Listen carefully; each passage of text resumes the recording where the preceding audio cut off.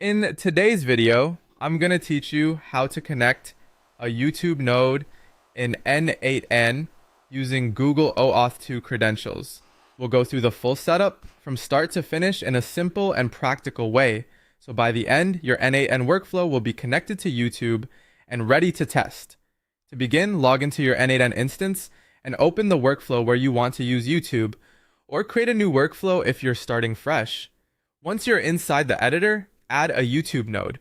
This is the step where you tell N8N that you want your workflow to interact with YouTube, whether that's for reading data, managing videos, or performing other supported actions later on.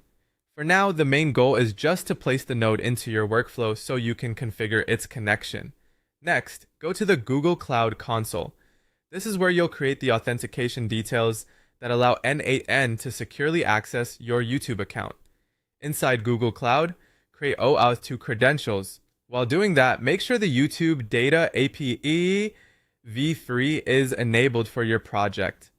This part is essential because even if your credentials are created correctly, the YouTube node won't work unless the API itself is turned on. Take a moment to confirm you're working in the correct Google Cloud project before moving forward, since credentials and APIs are project specific. After your OAuth 2 credentials are created, Google will provide a client ID and a client secret. Go back to N8N and open the credential setup for the YouTube node. Enter the client ID and client secret exactly as shown in Google Cloud.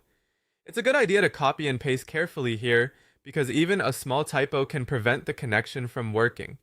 Once those values are added, save the credentials in N8N. Now it's time to authenticate your Google account. In N8N, start the authentication process using the credentials you just created. A Google sign-in window should appear where you'll log into the Google account that has access to the YouTube channel or resources you want to use. Review the permissions, then approve the connection so N8N can access YouTube on your behalf. Finally, return to your YouTube node and test the execution. Running a test is the best way to confirm that everything is connected properly.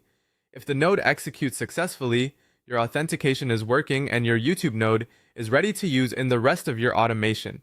If it doesn't work on the first try, double check the credentials and confirm that the YouTube Data API v3 is enabled in the same Google Cloud project. And that's it.